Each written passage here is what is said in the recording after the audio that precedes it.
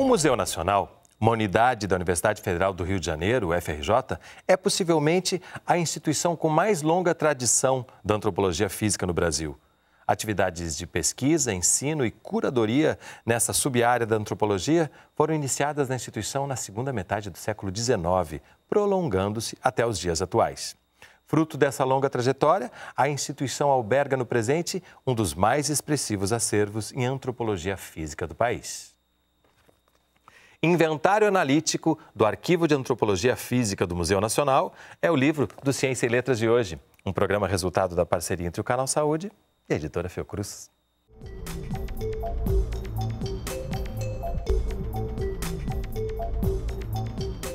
Conversam comigo, no estúdio do Canal Saúde, um dos autores do livro, Ricardo Ventura Santos, professor do Departamento de Antropologia do Museu Nacional, da UFRJ, e pesquisador da Escola Nacional de Saúde Pública Sérgio Aroca, da Fiocruz.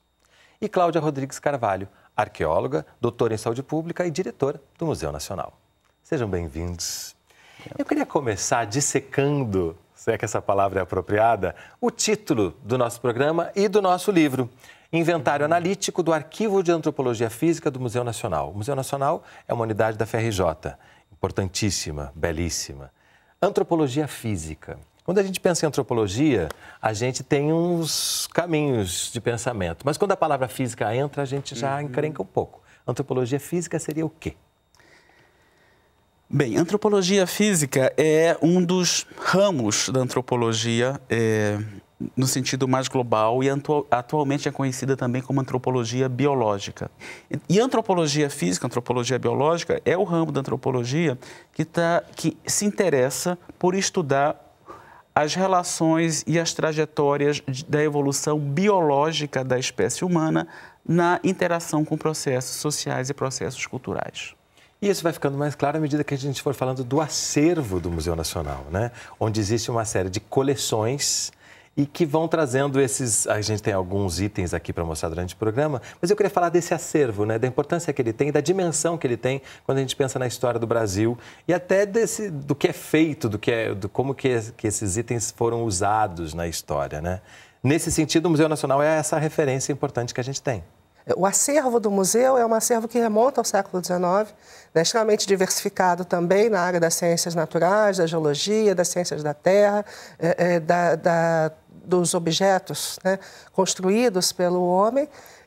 E o acervo de antropologia física ele é uma parte especial, né, desse conjunto, né, porque ele é um conjunto documental extremamente importante, que contextualiza, né, não apenas a trajetória, né, dos estudos de antropologia física, mas faz parte de um momento importante, né, da própria construção da identidade do nosso país. Do que é ser brasileiro. Do que é ser brasileiro, né? de todas as discussões que foram feitas ao longo do século XIX e principalmente durante o século XX. E ainda continuando a contar o que é antropologia, o que é o acervo, eu queria só trazer um exemplo aqui, que eu estou em mãos com uma cópia de um documento que celebra a chegada do cérebro de Euclides da Cunha ao museu. Em 11... Não, esse é o número, cadê a data? Aqui, em 1918. 1918. Por que a gente tem essa peça, esse item no acervo? E o que isso quer dizer quando a gente pensa na importância da antropologia física e de como que ela pode ser usada? Bem, antropologia física, antropologia biológica é uma disciplina que passou por transformações muito radicais ao longo desses últimos 150 anos, né? E ela teve uma transformação muito importante, inclusive, no pós-Segunda Guerra, né? Porque no final do século XIX, no começo do século XX, um conceito fundamental para a antropologia física era a noção de raça, tipos raciais, né? E esse era um momento no qual os antropólogos físicos estavam muito interessados em associar características físicas, morfológicas e anatômicas, né, com características, com aspectos comportamentais, aspectos psicológicos, né, aspectos, digamos, da mentalidade no sentido mais amplo da espécie humana. Aí que a coisa começa a ficar um pouco até assustadora, exatamente. Porque você usou a palavra interesse, que é interessante usar, interessante usar a palavra interesse, para a gente entender também como a ciência é utilizada ontem, hoje, amanhã, a partir de determinados pensamentos prévios para justificar, para explicar, para legitimar. Não foi diferente aqui, né? Absolutamente. Pelo contrário, foi inclusive o embasamento de uma teoria que a gente pode dizer, a gente pode dizer isso, o embasamento de uma teoria racista? O embasamento de uma teoria racial e uma teoria eugênica, né, que estava muito acoplada a esse conceito de raça e que não era só aqui. Essa era uma ciência praticada no mundo inteiro, né? E esses brasileiros estavam interessados nisso. Em relação ao cérebro de Euclides da Cunha, o que é interessante é que o cérebro de Euclides da Cunha veio para o Museu Nacional. Enfim, teve o assassinato de Euclides da Cunha, né? Uma história conhecida. Na necrópsia que foi realizada, o cérebro dele foi retirado, né? E depois o Edgar Roquette Pinto, que era um antropólogo muito importante e um imenso admirador de Euclides da Cunha, né? Ele solicitou e conseguiu a transferência do cérebro de Euclides da Cunha para o Museu Nacional. Então, é um exemplo interessante, porque mostra que o interesse do Roquette Pinto no cérebro era para ver a genialidade do Euclides da Cunha. Como é que ele conseguiu então, que ele comecei a ler, né? E naquele momento, essa era uma ciência que não era só feita aqui, essa era uma ciência mundial e global, com suas variantes no Brasil. Mas você conseguia algum resultado nesse sentido? Se chegava a alguma conclusão analítica? Olha, em relação à questão do cérebro de Euclides da Cunha, eu não conheço nenhum trabalho do Roquette Pinto detalhado. Ele tem alguns comentários sobre isso, né? Inclusive, o cérebro de Euclides da Cunha já não está mais no acervo do Museu Nacional, a propósito, né? Na década de 80, enfim, algumas décadas atrás, ele saiu do acervo, ele foi devolvido, né? Mas havia outros estudos nesse período, e nós estamos falando de uma escala de tempo muito grande, antes da Segunda Guerra, as pesquisas em antropologia física no Museu Nacional começaram em 1870. Enfim, se nós pensarmos em 1870 até 1940, nesse período, ao mesmo tempo desse interesse na genialidade, um interesse também sobre, por exemplo, a mistura de raças no Brasil. Qual era o impacto disso sobre essa é uma discussão da época, sobre a viabilidade da população brasileira em termos de desenvolvimento, em termos de se chegar a um país civilizado. Esse era um debate. E esse debate passava por essas questões, né, dos impactos dessa mistura de raças. É interessante essa questão que eu vejo vocês, pesquisadores, arqueólogos, historiadores. Como é complicado, importante e interessante essa necessidade de entender as coisas no seu contexto, né? Porque a gente olhando agora, é rápido a gente ficar assustado com isso tudo que deu origem à teoria de eugenia, aos horrores da Segunda Guerra, ao racismo que persiste até hoje. Mas a gente precisa ter esse afastamento quando a gente lida com esses materiais, né? Para poder entender a importância deles justamente no pensamento humano, né? Exato. Até porque as perspectivas não eram uniformes, né? A perspectiva raciológica e os estudos raciológicos no Brasil, os estudos das características, dos tipos que nós tivemos no Brasil, eles não trabalhavam apenas numa direção de condenar, né, a miscigenação, condenar esse caldeirão étnico que nós temos aqui. Muito pelo contrário, né, durante muito tempo, os defensores, né, da miscigenação trabalharam na perspectiva de que este conjunto, né, essa diversidade, ela seria benéfica. Né? Seria talvez a perspectiva de um futuro, né? Um futuro um tanto quanto ufanista, mas de um futuro de uma nação que surgiria, né?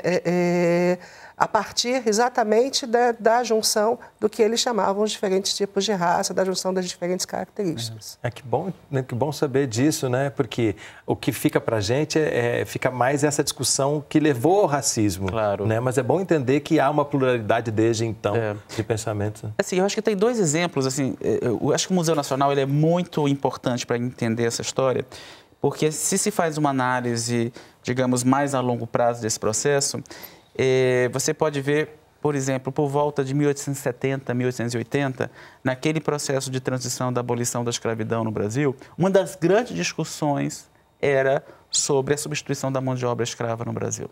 Né? O tal do branqueamento. O tal do branqueamento. Daí, né? né? Então, esses pesquisadores, esses cientistas estavam efetivamente fazendo esse tipo de pesquisa, né, situando em processos de transformação política e econômica muito centrais, né? E, ao mesmo tempo, se tem um outro conjunto de trabalhos na década de 20 feitos, e alguns desses materiais aqui são ilustrativos, por ocasião dos 100 anos da independência do Brasil, em 1920. Né? Então, alguns desses materiais aqui se referem a essa pesquisa.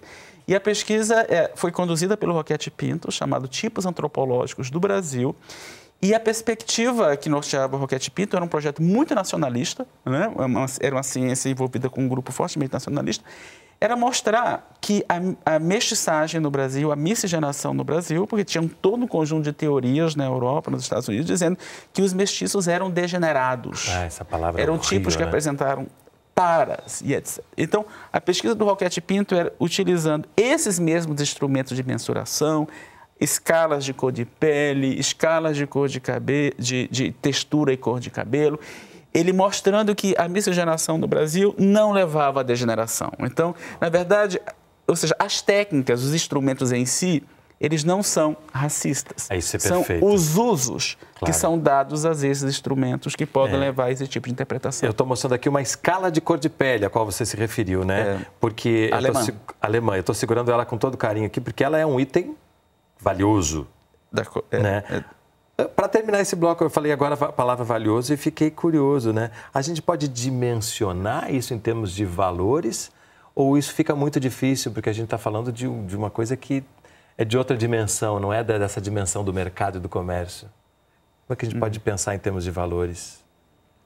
É difícil valorar isso, de fato, né? Agora, em termos de valor científico, cultural, é grandioso demais para se não pensar, né, na importância e na relevância que tem, né, a gente manter um acervo como esse. Que a gente vai mostrar no próximo bloco alguns outros itens que estão por aqui para começar também a entender cada vez mais na prática isso que é tão fascinante, né? Um objeto e o que pode se depreender dele. No próximo bloco. Não sai daí, a gente volta já.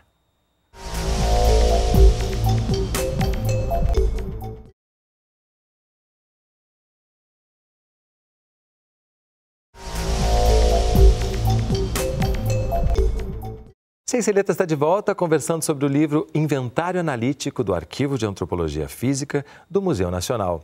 Comigo, no estúdio do Canal Saúde, Ricardo Ventura Santos e Cláudia Rodrigues Carvalho.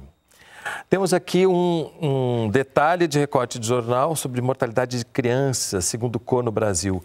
Morrem 2 vezes mais crianças de cor do que brancos no Distrito Federal. No grupos de pardos e pretos, 20% a 25% dos nascidos não atingem o primeiro aniversário. A quantidade de informações que tem aqui falando dessa relação do objeto com o que se depreende dele, né? Quantidade de informações. A primeira assustadora é que isso parece que é um jornal de hoje, ainda, infelizmente, né? O Distrito Federal aí é Rio de Janeiro, né? Sim, né? Não estamos falando de Brasília, né? Não, é um recorte, se eu não me engano, dos anos 40, não é isso? 39 e 41. 39 e 41. A diferença, talvez, hoje é que a faixa etária que mudou, né? Morrem mais indivíduos descendentes de africanos com 18, 20 anos, e com a violência urbana entrando aí, né? A gente conseguiu resolver um pouco da questão da mortalidade infantil e evitando, de certa forma, um pouco essa questão, né, econômica, social, mas não consegue reverter ela, né?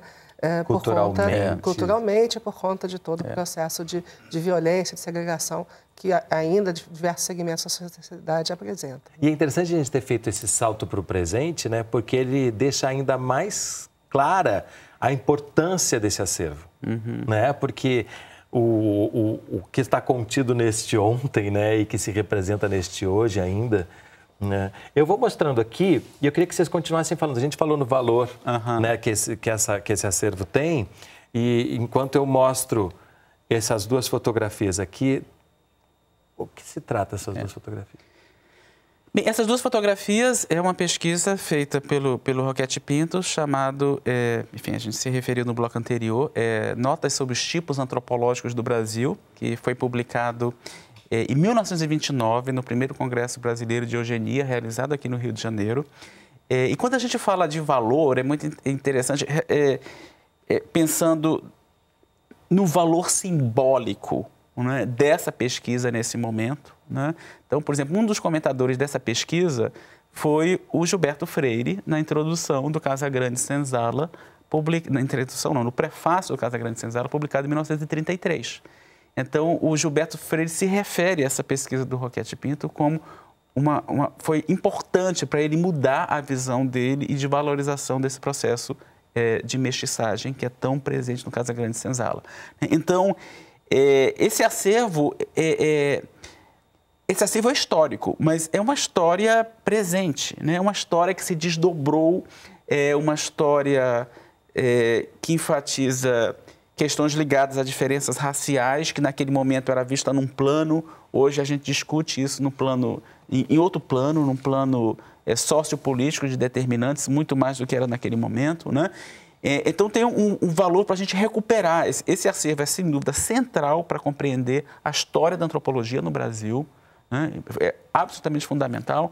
É fundamental para compreender a história da antropologia na América Latina e nas relações com a Europa e Estados Unidos, entre outros aspectos. E é interessante você citar a Casagrande Senzala. A gente falou aqui do Euclides da Cunha, né? A importância do que é os sertões que ele escreveu para a compreensão do que é o Brasil. E já que estamos num programa que é Ciência e Letras, né? De como que essas coisas estão muito mais ligadas do que a gente imagina. Como muito é fascinante a gente deixar que elas se relacionem, né? Porque ganha o conhecimento, ganha a saúde também, né? Já que o canal é saúde. A gente tem aqui uma ficha de observação do Ministério da Agricultura, Indústria e Comércio, do Ensino Agronômico, Aprendizado Agrícola de Barbacena, Estado de Minas Gerais. Carlos Monteiro de Navarro, aos 15 anos de idade. Tem polegar esquerdo, retrato, polegar dinheiro, antecedentes de família.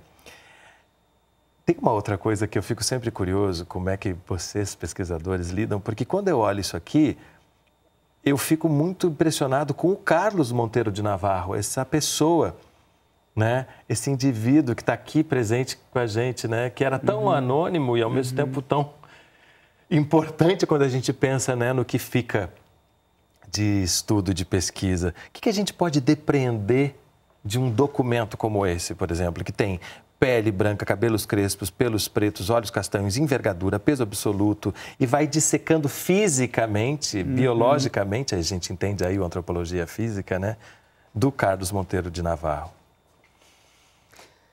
Acho que tem várias dimensões nisso, né? E uma dimensão é a dimensão, no momento que você falou da questão do anônimo, né?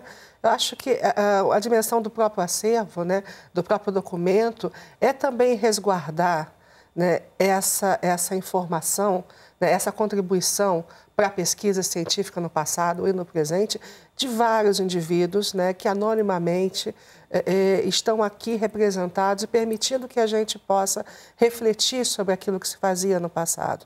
Né? Sem o Navarro, talvez a gente não conseguisse pensar um pouco como era feito isso, né, e pensar o que estava alicerçando, né, essas ideias, a escolha dessas tabelas. Então, é muito importante, né, a gente relembrar dessa contribuição, né, tratar isso com devido respeito, né, porque é a contribuição do Navarro e de muitos outros indivíduos que fazem isso ser tão importante para nós. E hoje existe um interesse crescente na área de história da ciência, né? E aqui na Fiocruz existe a Casa de Oswaldo Cruz, né, que tem um programa, né, de mestrado e doutorado na área de história da ciência. Existe um interesse importante e crescente sobre como é que as pessoas que eram pesquisadas, os sujeitos da pesquisa, percebiam a ciência. Né? Ou seja, muita da história da ciência foi escrita de análise das perspectivas dos cientistas. Né? Então, algo como... nós estamos chegando realmente, um documento como esse, né, explora essa dimensão muito individual, de uma individualidade muito particular, de uma identidade, como é que a identidade desse indivíduo ela foi captada por essa ciência. Né? E esse é um momento, esse documento é muito interessante também, porque tem uma parte do acervo desse momento, no período da década de 20, enfocando crianças. Então, de certa maneira, isso, naquela perspectiva, daquele momento, era um estudo sobre saúde do escolar. mas um saúde do escolar muito racializado, com medidas. Tem uma parte desse documento que fala das características dos antecedentes hereditários desse indivíduo, né? Então, é uma outra forma, né, de olhar essa questão naquele momento, que é interessante para a gente compreender como é que essa trajetória da ciência aconteceu. Eu vou pegar agora esse aqui, que é uma tabela de nuances da íris humana, que é fascinante, né? Porque é de um detalhamento, né? E aí a gente falou da literatura aqui, também da arte, né? O flerte da arte com a ciência é constante, né? Aqui a gente tem uma obra de arte. É uma obra de arte, né? Ao mesmo tempo, também, o que a gente depreende dessa tabela de nuances da íris humana?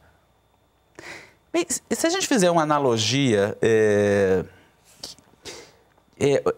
essas técnicas, né, que a gente olhou de cor de pele, da íris, das mensurações, enfim, quando eu dou aula, eu me refiro... São os sequenciadores de DNA, né, desequivalentes aos sequenciadores de DNA desse momento. Ou seja, essa ciência estava muito... Era um momento onde a ciência estava na superfície do corpo. Ela estava caracterizando essa superfície do corpo, ela estava mapeando e ela estava classificando. Que ainda não tinha acesso ao Exatamente. Ao então, o que a gente anterior, viu né? nas décadas seguintes, né, chegando até o projeto de sequenciamento do genoma humano, né, que é 15 anos, 20 anos atrás, essa ciência vai adentrando e chegando lá dentro do nível do DNA. Então, isso aqui são processos de sequenciamento, de classificação, que é parte de uma trajetória desse mergulho dessa antropologia física e biológica, isso aconteceu com a antropologia biológica, até dentro do corpo humano. Interessante, eu não queria deixar de aprofundar um pouquinho, porque isso é tão caro para a gente aqui no programa, que isso nos dá a possibilidade da gente comemorar, celebrar a diversidade humana. Sim. Quanto mais a gente tem acesso às diferenças, né, mais a gente percebe a riqueza do que é ser humano. Ao mesmo tempo, né, partindo daquele princípio de que pode-se depreender o que se quiser, né? Ao mesmo tempo serviu, vocês falaram aqui no Congresso Brasileiro de Eugenia, de 1929, ao mesmo tempo serviu também para a gente impingir características, né, a partir de coisas físicas, como a cor da pele. Claro. Como é que é isso na cabeça de vocês? Como é que vocês pensam essa questão da eugenia, desse Congresso Brasileiro que teve...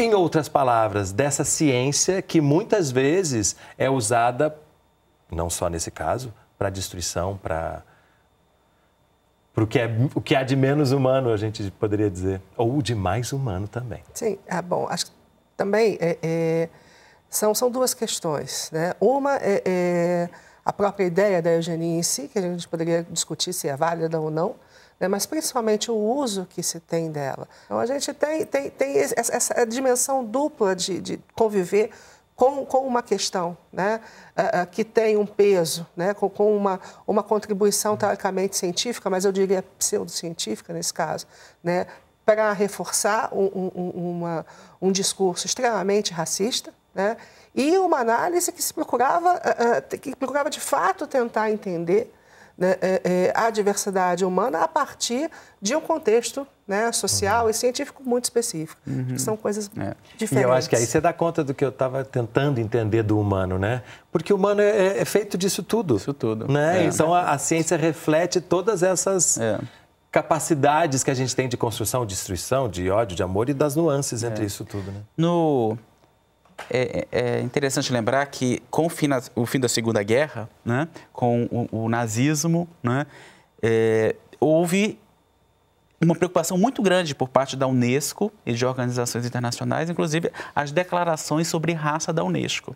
E essa de 49, enfim, tem várias declarações que aconteceram a partir de 1949 que eram muito no entorno dessa questão, né, da questão da raça. E essa coisa muito forte que surgiu é que raça é um mito social, como foi colocado, é uma dimensão social e não é um fato biológico, né? Então, é por isso que esse momento, da década de 50, do pós-guerra, é o momento onde se olhou muito para isso, o que tudo isso tinha gerado, né, no entorno da produção de ciência, da produção de políticas, etc. Então, é um debate que continua até hoje. É por isso que esses documentos são tão importantes. São tão importantes e são fascinantes, né? Porque a gente vai entrando em cada uma desses itens, dessas informações e vai descobrindo esse mundo, né? E também entendendo por que raça não existe, E por que raça existe, né? Que é essa contradição que a gente se debate. Não existe biologicamente, mas existe socialmente. Então, você precisa desconstruir as coisas para reconstruir. E esse acervo que está à disposição das pessoas, né, é fascinante. Obrigadíssimo pela presença de vocês aqui conosco hoje. Eu que agradeço. E o programa Ciência e Letras é resultado de uma parceria entre o Canal Saúde e a editora Fiocruz. Se você quiser entrar em contato conosco, mandar sua crítica ou sugestão de leitura, nosso endereço eletrônico é canal.fiocruz.br. A gente se vê no próximo programa. Até lá! Para entrar em contato com a editora Fiocruz, acesse www.fiocruz.br/editora ou ligue para 21 3882 9007.